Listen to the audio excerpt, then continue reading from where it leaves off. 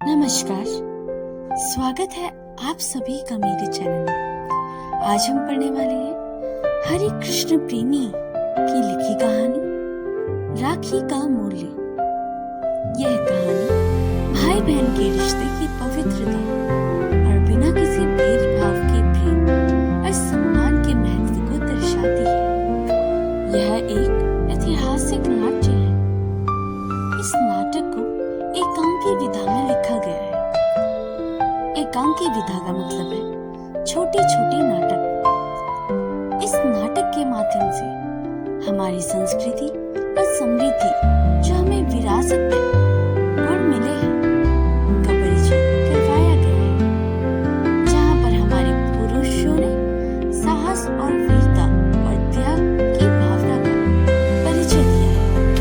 वहीं स्त्रियों ने भी देश को स्वतंत्रता के लिए कई कोशिशें की हैं। पर इस कहानी राखी का मूल्य के माध्यम से किस तरह कामवती जो एक हिंदू रानी ने हुमायूं जो एक मुगल बादशाह को अपना भाई बनाया, इस स्थिति को दर्शाने के लिए यह नाटक के द्वारा आपको हम बताने का प्रयास किया गया है। इस कहानी का पहला दृश्य में दिखाया गया है चित्तौड़ का भीतरी भाग। चित्तौड़ में कर्मवती का महल था और उसके भीतरी भाग का दृश्य दिखाया गया है।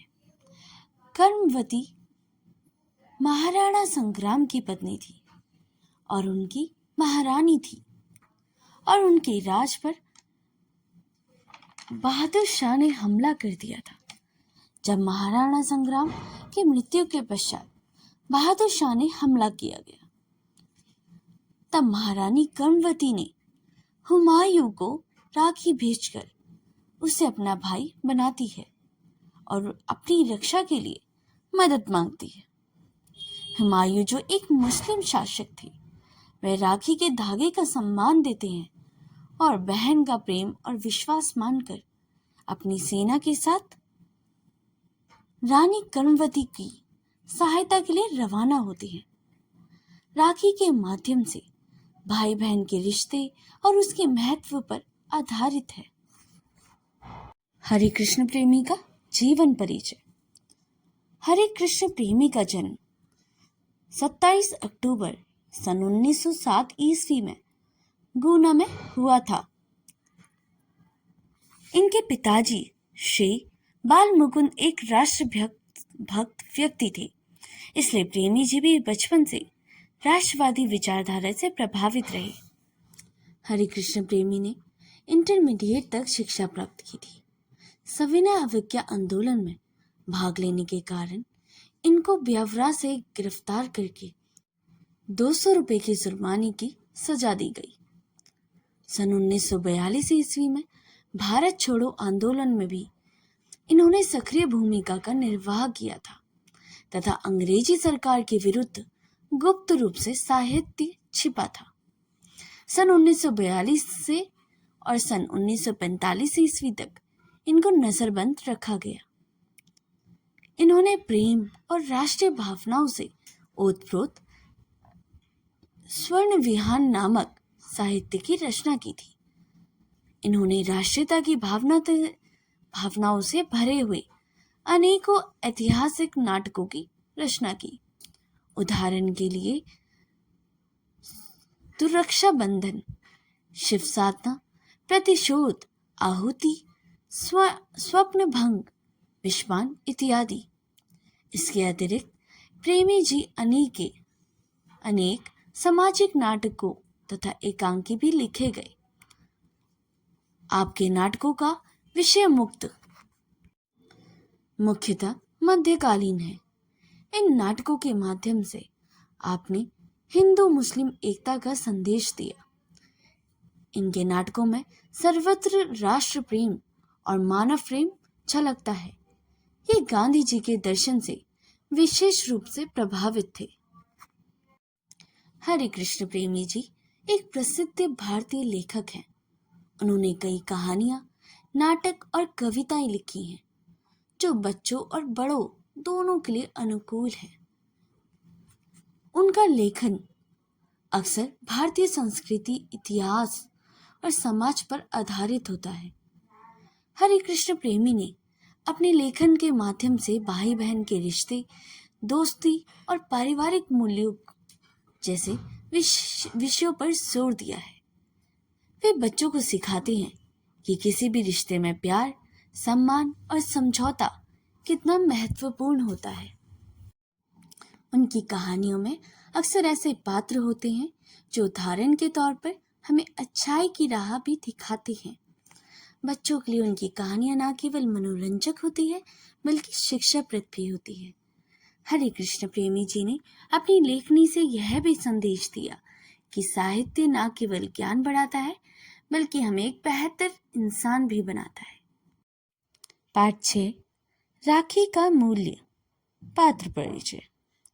कर्मवती, जो मेवाड़ की महारानी है और महाराणा सांगा की पत्नी है। बाघ सिंह एक योद्धा है। हुमायूं एक मुस्लिम बादशाह। तातर खां हुमायूं का मित्र। हिंदू बेग हुमायूं का सेनापति।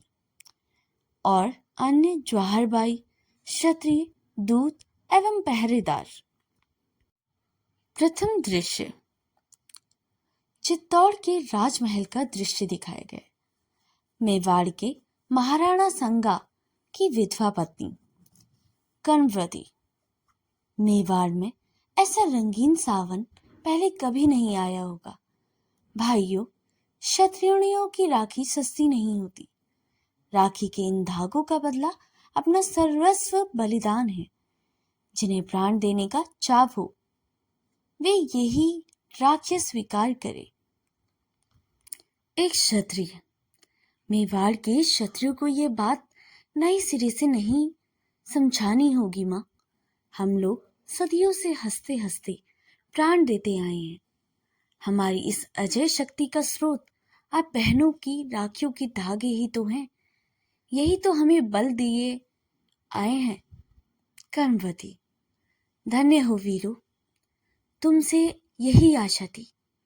अच्छा आओ, राखी की इस मर्यादा में बंध कर प्रतिज्ञा करो कि प्राण रहते मेवाड़ की पताका को झुकने ना देंगे। सब यही होगा माँ, यही होगा। कर्मवती। मेवाड़ के सपूतों, तुम ही मेवाड़ के अभिमान हो। तुम्हारी कृति अमर है। जाओ, रणभूमि तुम्हारी प्रतीक्षा कर रही है। और बहनों, तुम घर जाकर वीर व्रत की तैयारी करो। अभिवादन करके राजपूतों का प्रस्थान। एक योद्धा का आगमन हुआ। कर्मवती। बाघ सिंह जी, युद्ध का क्या हाल है? बाघ सिंह। राजपूत वीरता से लड़ रहे हैं महारानी, किंतु एक तो हमारी संख्या बहुत कम है, दूसरे शत्रुओं का यूरोपियन तोपखाना आग उगल रहा है।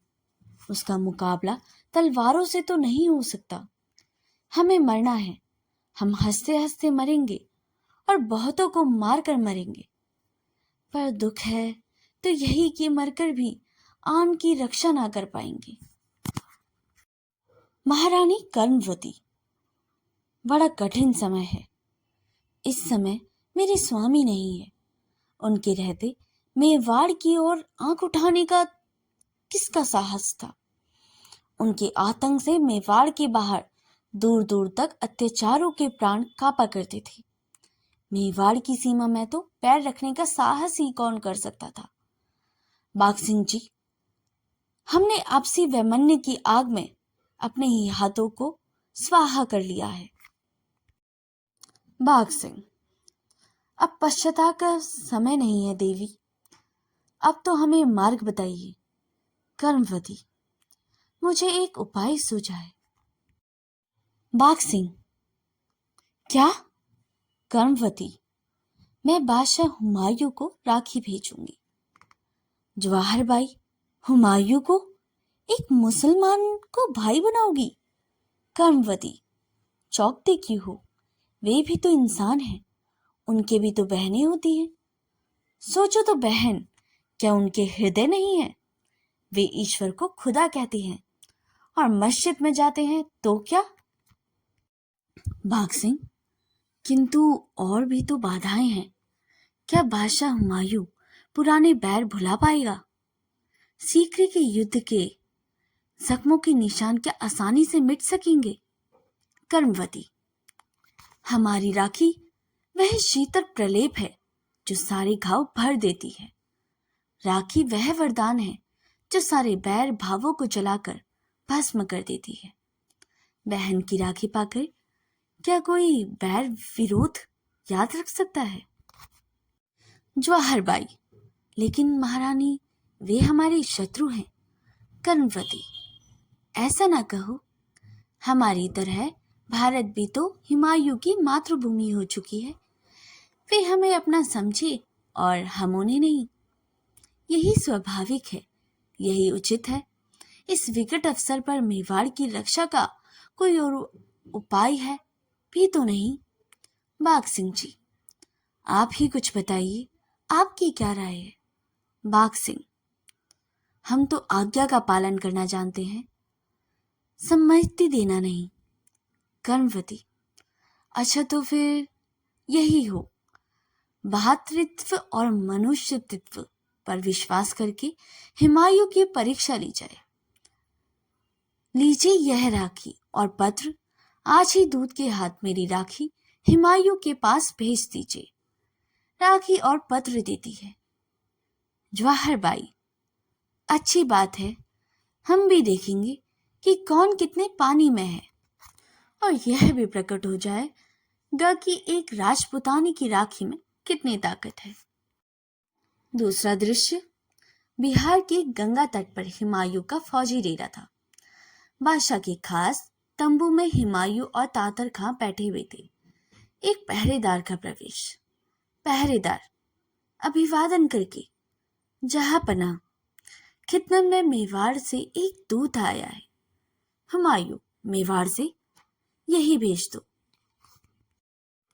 हुमायूं, मेवाड़ का दूत। मेवाड़ लफ्ज में ही कुछ जादू है। बयाना और सीकरी की लड़ाइयों में भी शहंशाह बाबर के साथ था। राजपूतों ने हमारी फौज कैसे खौफ खाती थी। राणा सांगा, उन्हें तो खुदा ने भी फौलादों से बनाया है। उनकी तिरछी नजर कयामत का पैगाम थी। मेवाड़ पर सुना है आजकल बहादुर शाह ने चढ़ाई कर दी रखी है। दूत का प्रवेश। हुमायूं, आओ मेवाड़ के बहादुर। दूत, स्वर्गीय महाराणा सांगा की महारानी कर्मवती ने आपको यह सौगात भेजी है। हुमायूं, हाथ बढ़ाकर लेते हुए, मेरी किस्मत सेनापति, तुम जानते हो कि मैं मेवाड़ की बहुत इज्जत करता हूँ, जो एक बहादुर को करनी चाहिए। वहां की खाक भी सर पर लगाने की चीज है। तातर खां, दुश्मन की तारीफ करने में जापनाह से बढ़कर। हुमायूं, दुश्मन? हाँ हाँ हाँ, कौन दुश्मन? वे सब हमारे भाई हैं। हम सब एक ही खुदा के तो बेटे हैं ना। तातर खां, हाँ देखूं इसमें लिखा क्या है। हुमायूं पत्र पढ़ते पढ़ते मग्न हो जाता है। सेनापति, जापना ऐसे मग्न है, महारानी कर्मवती ने क्या जादू का पिटारा भेजा है। हुमायूं, सेनापति, उन्होंने सचमुच जादू का पिटारा भेजा है। मैंने सुने आसमान में उन्हें मोहब्बत का चांद चमकाया है। मुझे बहन मिल गई, उन्होंने मुझे राखी भेजकर अपना भाई बनाया है। तो दोस्तों, अब आप देख सकते हैं इसमें महारानी कर्मवती ने हुमायूं को राखी भेज के और हुमायूं ने उसको स्वीकार कर लिया है, जिससे वे दोनों भाई बहन के रिश्ते में बंध जाते हैं। अब हुमायूं दूत से कहते हैं, बहन कर्मवती से कहना, हुमायूं तुम्हारे सगे भाई से बढ़कर है। कह देना मेवाड़ की इज्जत आज से मेरी इज्जत है। जाओ। अब दूत प्रस्थान करके वहां से चला जाता है। तातर खां, यह आप क्या कर रहे हैं? आपके अब्बा जान के जानी दुश्मन की औरत ने। हुमायूं, अफसोस कि तुम इस राखी की कीमत नहीं जानते। ये दो छोटे छोटे धागे भी जानी दुश्मन की मोहब्बत की ना टूटी जाने वाली जंजीरों को जकड़ देते हैं। यह तो मेरी कीमती है कि मेवाड़ की बहादुर रानी ने मुझे अपना भाई बनाया और बहादुर शाह के खिलाफ मेवाड़ की हिफाजत के लिए मेरी मदद चाहिए है।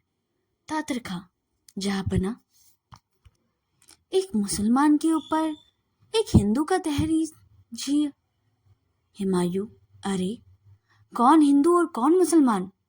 खुदा ने पहले हम सबको इंसान बनाया है।